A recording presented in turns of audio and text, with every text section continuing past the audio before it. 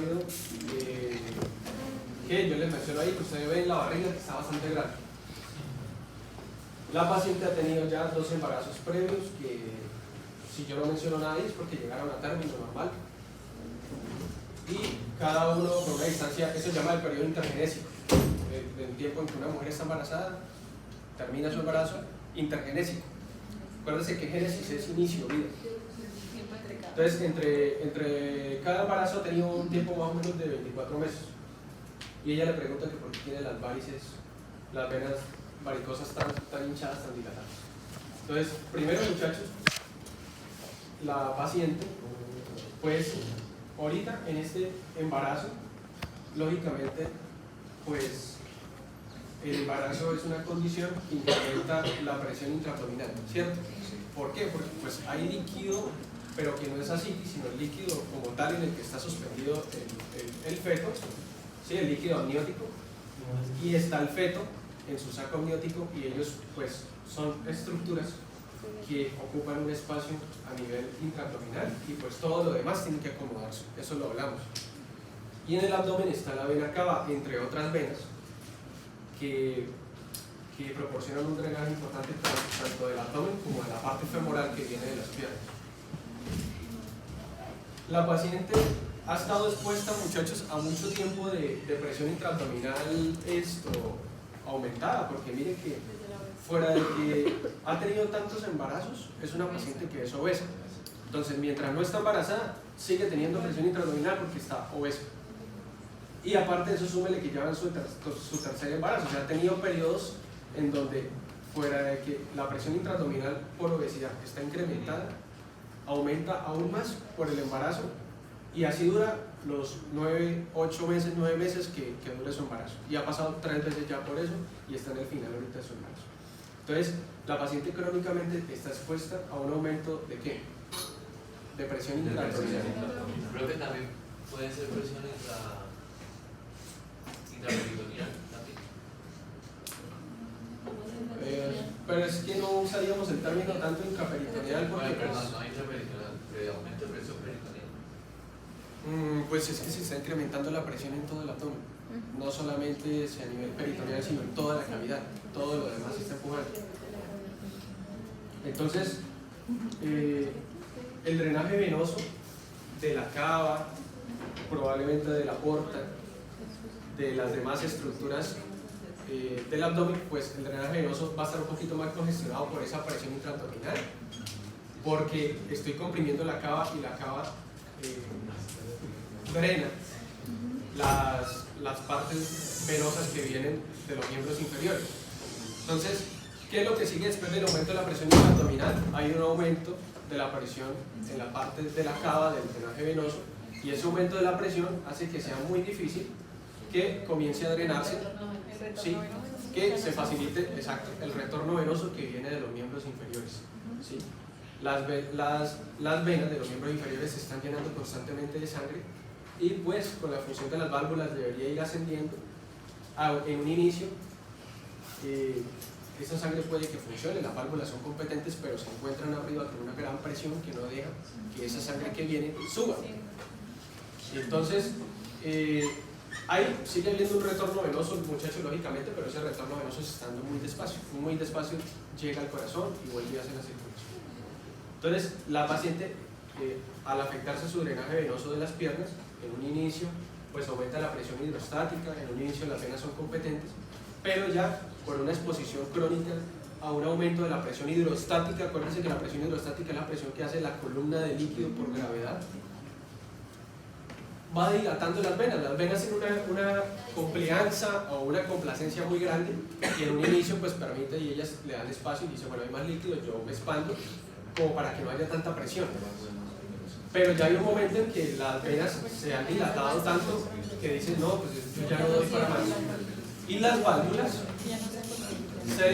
al dilatarse, pues las válvulas se separan, las válvulas no crecen, no tienen ningún mecanismo compensador para volver a ser competentes. Por lo tanto, el líquido que trata de subir por las válvulas hace un reflujo y se regresa, y eso incrementa aún más la presión, y eso hace que las venas se dilaten aún más. Entonces, ese es más o menos el mecanismo a grosso modo de el por qué ustedes le van a explicar a la paciente que tiene venas varicosas. Algunos de pronto les quedó diferente con alguna otra cosa, mencionar algunas otras palabras, otro importante, desde que esté lógico y organizado está bien. En este caso Miguel no hay ascitis porque digamos que no toda paciente embarazada tiene ascitis, no toda paciente embarazada tiene ascitis, no, ojo con eso.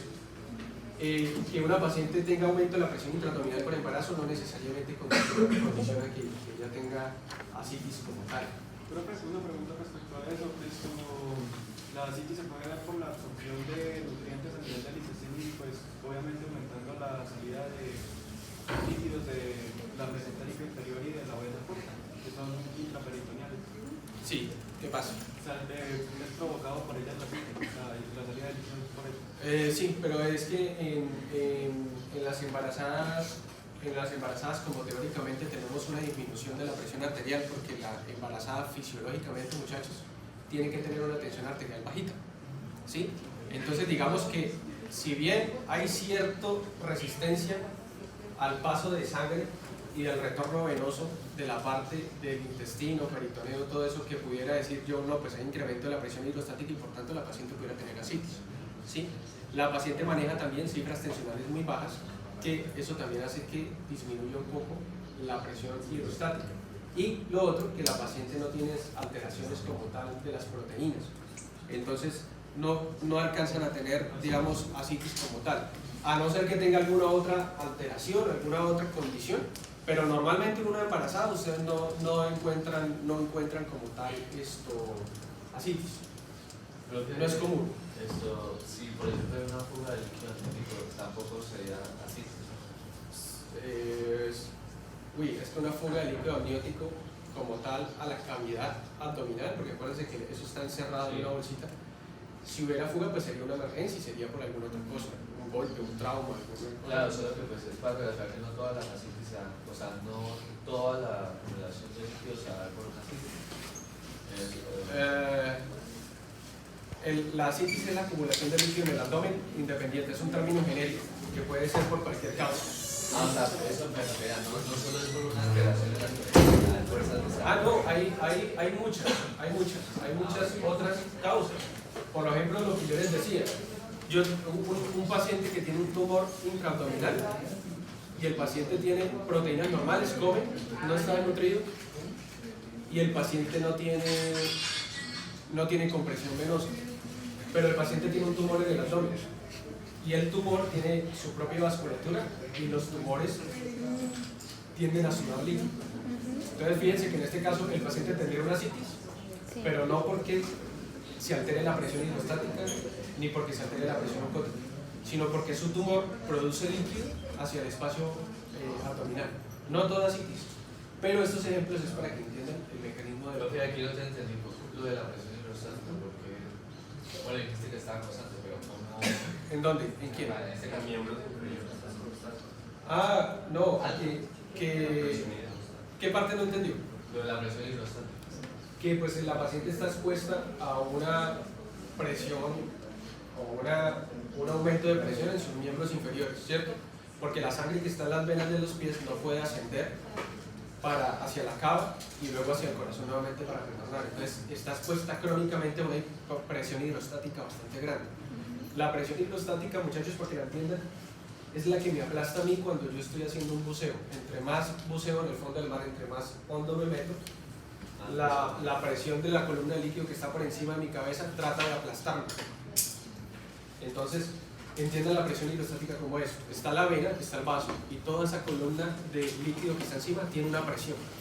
Y entre más bajo usted tome la presión, mayor cantidad de presión es, porque tiene toda una columna de líquido encima. Pero esa no hay que confundirla con la presión capilar. Es que la presión capilar es otro tipo de presión hidrostática. Es que la presión hidrostática es toda la presión que ejerce un líquido, ¿sí? O un fluido, en este caso la sangre, en un vaso. Y en la parte de capilares nosotros hablamos de presión hidrostática, que es la presión con la que está llegando el capilar, y es la presión que trata de salir. Entonces, muchachos, esa era la respuesta. ¿Qué factores tiene la paciente Obesidad, embarazo. Obesidad, no importa si colocaron obesidad o obesidad crónica o obesidad de larga data. El ser mujer también. El ser mujer también. Ser mujer también. Pensé que de pronto por una iban a colocar. Menos gastrocnemio. Menos masa muscular. Pero profe, con el embarazo ya se deduce. Muchachos, silencio. Pensé que no se iban a acordar de eso. Punto por eso, profe. Colocarlo como para que no Tiene 30. No importa. La edad para mí es irrelevante porque es que tiene cosas mucho más peso. Punto. Claro, porque es que si es una señora de 50 años, pues ¿qué asume?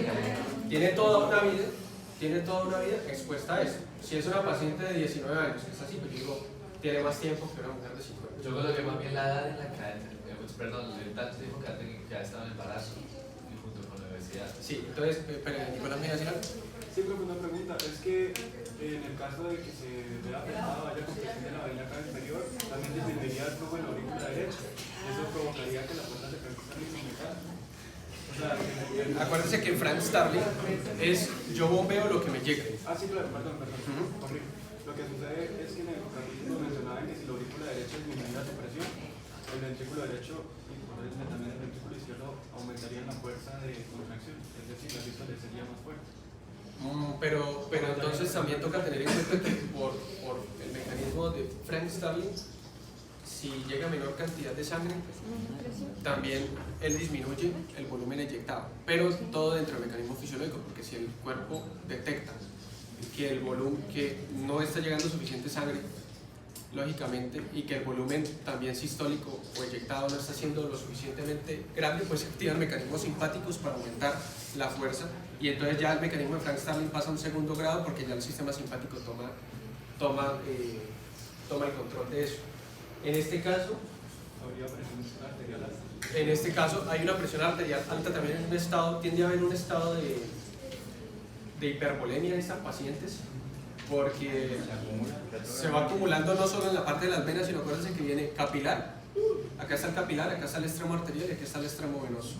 El extremo venoso acá tiene mucha presión y acá viene la sangre del extremo arterial que tiene una presión también, y a veces esto llega a superar muchísimo la presión con la que viene de la parte arterial capilar. Entonces empieza a ver acá, hay intercambio de nutrientes todavía, y acá empieza a aumentar la presión hidrostática porque es retrógrada, y empieza a haber luego ya incluso incremento en las arteriolas y metarteriolas, ya luego en las grandes arterias. Entonces, sí, pudiera haber más adelante ahí también un aumento de la presión hidrostática retrógrada a nivel sistémico. En este caso, muchachos, pues más o menos eso era lo que me interesaba que relatar. Este no estaba tan largo. Este no me eché tanto. A mí me parece más largo. Sí, más largo Sí, toda la No me vida. eché tanto en este. A mí me parece más largo. Más largo En el caso Este se va más complicado. O sea, muchachos, largo, silencio. Silencio. Bueno, y el otro factor de riesgo ahí, pues el aumento de presión intraabdominal crónica. ¿Sí? Pudieran colocarlo como quisieran, obesidad y los embarazos a repetición, todo eso. Y pues todo eso ha hecho que se dañen las venas. Más o menos ese era el análisis que quería que hicieran. ¿Les quedó claro? Sí. Sencillo, ¿cierto? Sí. No estaba complicado. Este caso es de un paciente. Perdón. Bueno, muchachos, todos acá, por favor. Este caso es de un paciente que es de la Guajira, que lógicamente está desnutrido, y son casos que se dan con mucha frecuencia en la parte de la Guajira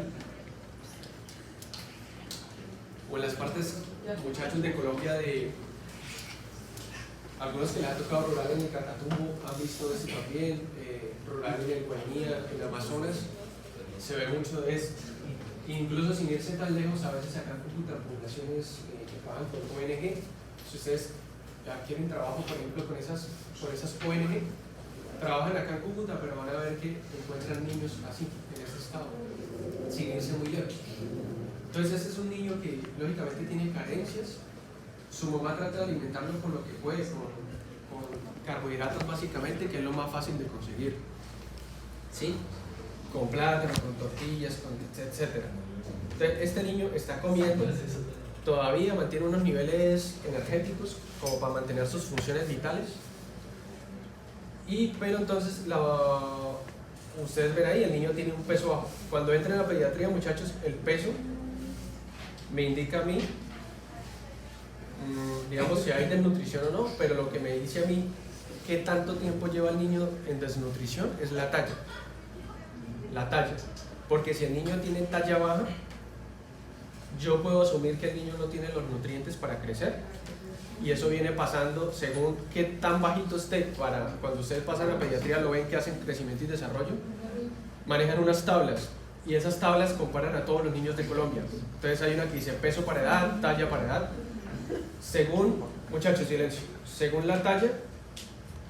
Ustedes miran la talla para edad y dicen, no, este niño está por debajo del percentil tanto, o sea que le falta tanto para estar para un niño de su edad. Y ustedes se dan cuenta el tiempo que lleva ese niño en desnutrición, meses o incluso años. Entonces, en este caso, un niño con talla baja, ese niño lleva mucho tiempo comiendo de esa manera, ¿sí? Lógicamente, la tortilla y todo lo demás que come, pues no es suficiente para que él produzca, digamos, un material óseo y muscular y todo lo demás para el crecimiento. Entonces, bueno, es un niño que está desnutrido, ¿listo? Entonces la mamá del niño le pregunta que ella ha visto que se le está distendiendo el abdomen, se le está poniendo grande, como en forma de batracio, como en forma de un sapo, y ella le dice que cuando ella lo sacude o lo alza o lo toca, ella siente como si fuera un tinajo, como si fuera el niño estuviera lleno de líquido. Y le pregunta por qué. Entonces, ¿qué es lo que sucede acá? El niño de entrada está desnutrido, eso es claro para todos, ¿cierto? Entonces, este niño tiene una hipoalbuminemia, ¿quién sabe desde hace cuánto tiempo? Entonces, hipoalbuminemia y hipoproteinemia de todas, pero acá para efectos prácticos tiene una hipoalbuminemia. ¿Y eso qué hace? ¿Qué presión disminuye? ¿El dolor intersticial o en el plasma?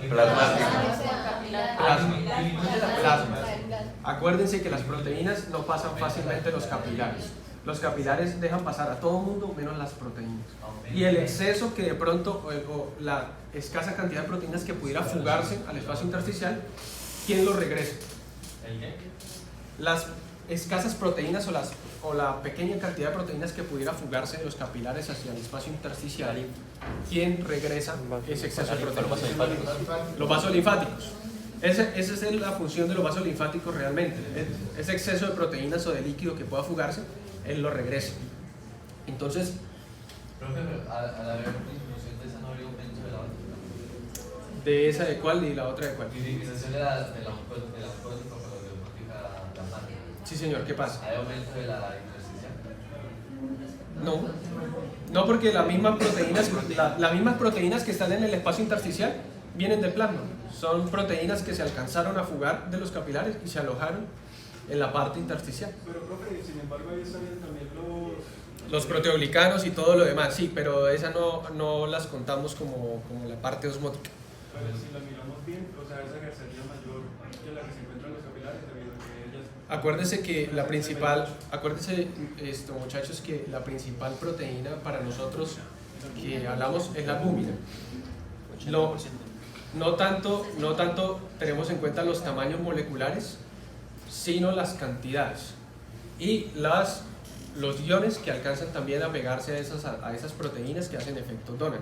En el espacio intersticial nosotros tenemos proteínas, pero casi nunca están solas, sino están unidas en forma de proteoglicanos.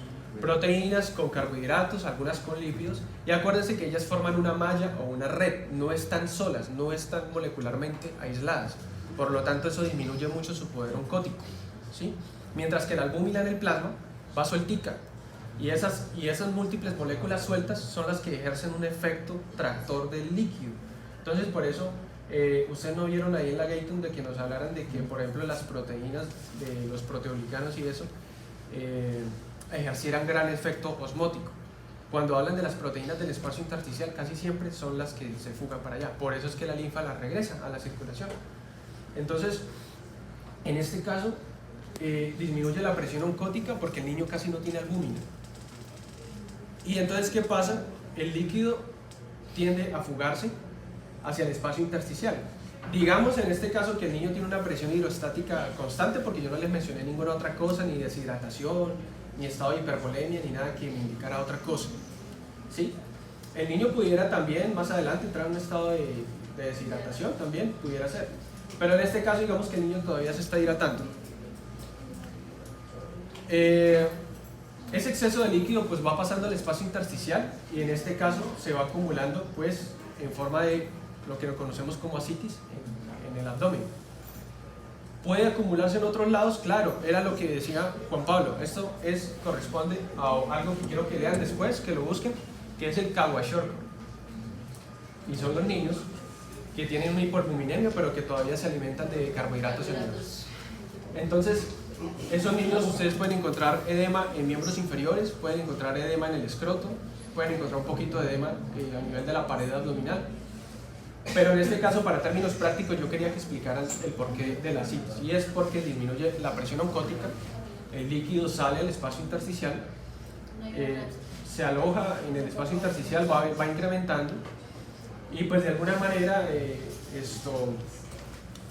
los vasos tienden a reabsorber ese líquido, la parte linfática y todo, pero pues digamos que en este caso es más la cantidad de líquido que está saliendo, porque ya la hipoalbuminemia llegó a un punto tan bajo que digamos que la presión oncótica disminuyó muchísimo y está constantemente filtrándose, ¿sí?, por un desequilibrio de las fuerzas de Stalin. Entonces básicamente esa sería la explicación del porqué de la hipoalbuminemia de este niño. ¿Y esa citis podría ocasionar aumento de la presión intracraniana? Sí, una citis importante, pero una citis que sea importante, ¿no? Lógicamente yo acá para esto diera la impresión de que es una citis importante. Si es una citis en los primeros estados, muchas a veces pasa hasta imperceptible, a veces se detecta por una ecografía o porque el paciente en los primeros momentos de la citis a veces empieza a haber cierto compresión a nivel peritoneal y el paciente puede referir dolor. Y usted le mira y de pronto puede detectar a la percusión alguna alteración, o le pide una ecografía y refiere el líquido en cavidad abdominal, pero usted no ve el abdomen distendido. Entonces en las primeras horas o los primeros días de la citis, porque eso puede ser crónico, el paciente puede de pronto no tener una acumulación de líquido tan grande como para causar una compresión a nivel de la circulación y de los órganos abdominales. Bueno, básicamente esa es la respuesta de este caso. Sí. ¿Este niño? El niño, bueno, en este caso todavía no. No, todavía. Algunos niños, bueno, es que para tener la falla hepática yo no necesito solo la desnutrición, necesito otros factores. No, una desnutrición solita es muy raro que se suele a una falla hepática. Una falla hepática fulminante, una hepatitis, Una falla de las células. una cirrosis hepática. Señor, ¿qué pasa?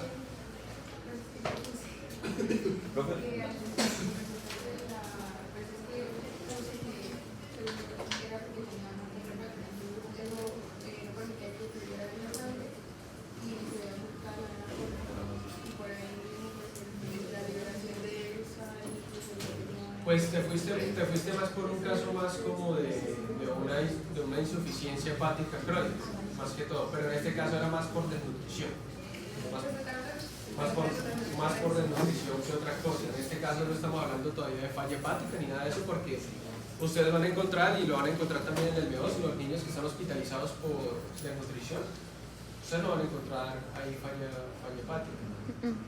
A veces de pronto un poquito de ictericia, pero como tal falla hepática en ellos no es como que todos los desnutridos encontramos eso.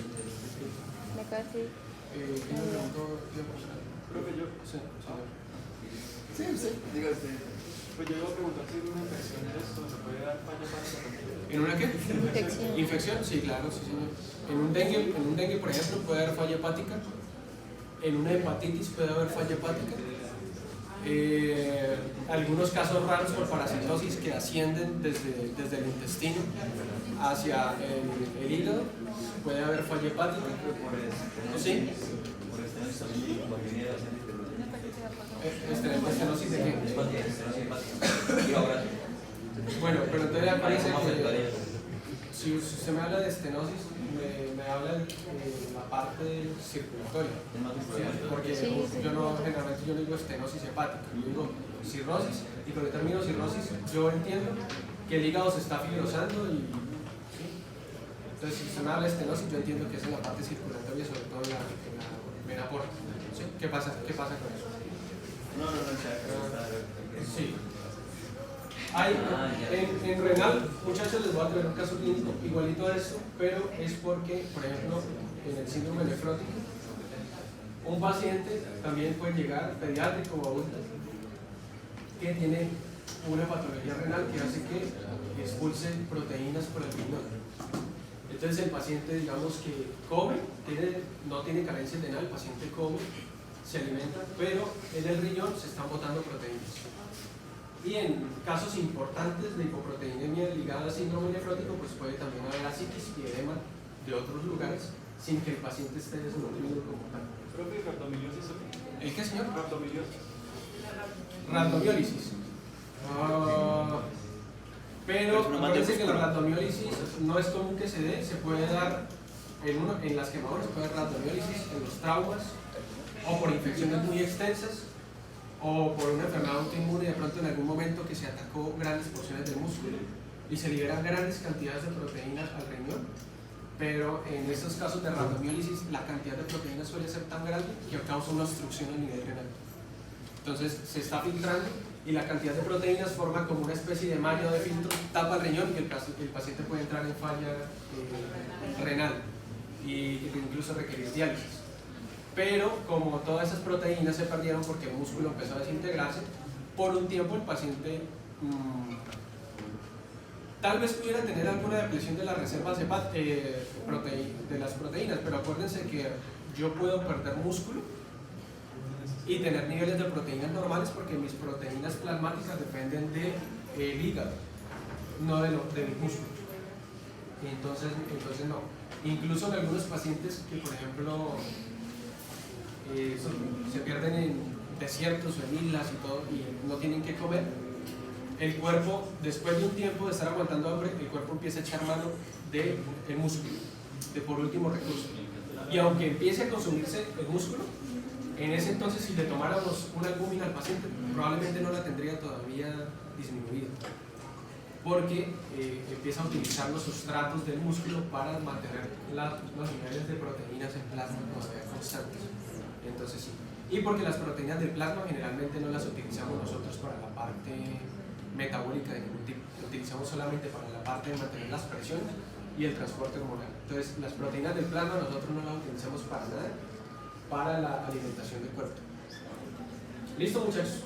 ¿Mejoraron un poco con eso? ¿Se sienten mejor? Sí, sí, la verdad. Don Diego siempre me dice esto. ¿Qué no entendió, Juan Diego? ¿Qué hacemos? No, me toca en la casa. No, yo entendí los casos perfectamente. Pero lo que más estudié ayer incluso fue la depresión y todo eso, y siento que... ¿La depresión qué? Lo de las fuerzas, perdón, pero pues acá tratamos de fuerzas de estado. por eso, y sí, pues, me perdí más de lo que ya había entendido. ¿Pero por qué? O sea, es que todavía no tengo ni parece claro el funcionamiento de las presiones y lo que ejerce esa presión a que salga del capilar y entre al capilar. Bueno, entonces si quieres entonces revisa el capítulo y mañana o el lunes me comenta quién entiende y miramos nuevamente. Listo. Para todos los demás está más claro, entienden. Así en los casos que vamos a trabajar, digamos de pronto en algún momento, a medida que veamos más cosas, les agrego más cosas de otras patologías que ya conozcan o así, para que se vayan soltando un poquito más. Pero pues esta es la metodología, entonces, bien. Estaban preocupados por nada.